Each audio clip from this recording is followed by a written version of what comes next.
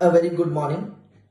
Early morning நம்ம எழுந்த உடனே மைண்டை எவ்வளோ ரெஃப்ரெஷ்ஷாக வச்சுருக்கோமோ, பாசிட்டிவ்னஸோட வச்சுருக்கோமோ, அண்ட் அப்போ தான் அந்த டேஸ் ஃபுல்லாக சக்ஸஸ்ஃபுல்லாக நமக்கு ஓடுங்க.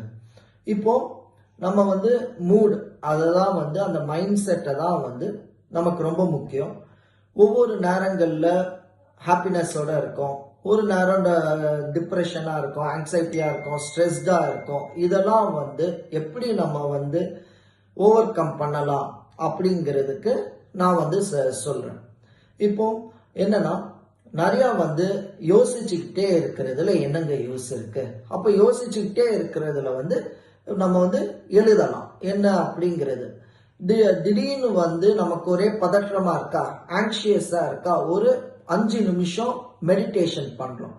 ரொம்ப ஒர்க் ஸ்ட்ரெஸ்ல இருக்கோமா, இல்ல வீட்டுல ரொம்ப ஸ்ட்ரெஸ்டு பேட்டர்னா இருக்குமா, டயர்டா இருக்குமா அப்படின்னு சொன்னா ஒரு சின்ன நேப் எடுத்துக்கிறதுல ரொம்ப நல்லது. திடீர்னு ஒரு சேட்னஸ்ல இருக்கோம் அப்படிங்கும் போது நல்ல எக்ஸசைஸ், எப்பவுமே டெய்லி எக்ஸசைஸ் பண்ணும்போது அந்த சேட்னஸ் அப்படிங்கிறது இருக்காது.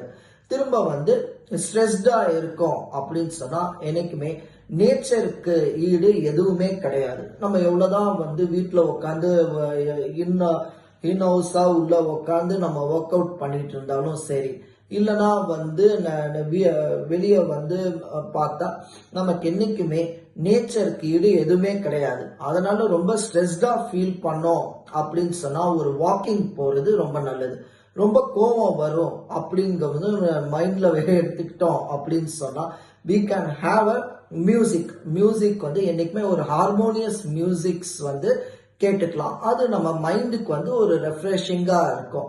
திடீர்னு ரொம்ப சோம்பலா இருக்கு, நம்மளால எதைதான் முடியாது, எல்லாமே இம்பாசிபிள்ங்கிற வேர்டை எடுத்துக்கோங்களேன். ஐ ஆம் பாசிபிள், அதாவது எல்லாமே நம்மளால செய்ய முடியும். ஆனா சோம்பேறித்தனமா இருக்கு, ரொம்ப சோம்பலா இருக்கு அப்படிங்கிறதுக்கு என்ன பண்ணணும் அப்படின்னா, இட் இஸ் உட்காந்த இடத்துல இருந்தே நம்ம மொபைல்ஸ் எடுக்கிறோம்.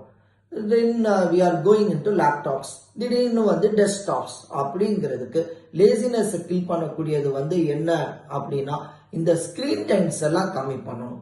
அதே மாதிரி நமக்குள்ள திடீர்னு ஒரு கோவம், உள்ளுக்குள்ளேயே அந்த இமோஷனல் பர்ன் அவுட்ஸ் இருந்துகிட்டே இருக்கு அப்படின்னு சொன்னா அதெல்லாம் எப்படி தடுக்கலாம் அப்படின்னு பாத்தீங்கன்னா, புக்ஸ் நிறைய புக்ஸ் படிச்சோம் அப்படிங்கும்போது நமக்கே நிறைய பேரோட பயோகிராஃபி ஒரு இன்ஸ்பைரிங்கா இருக்கும். Anyway, thank you all, wishing everyone a great success.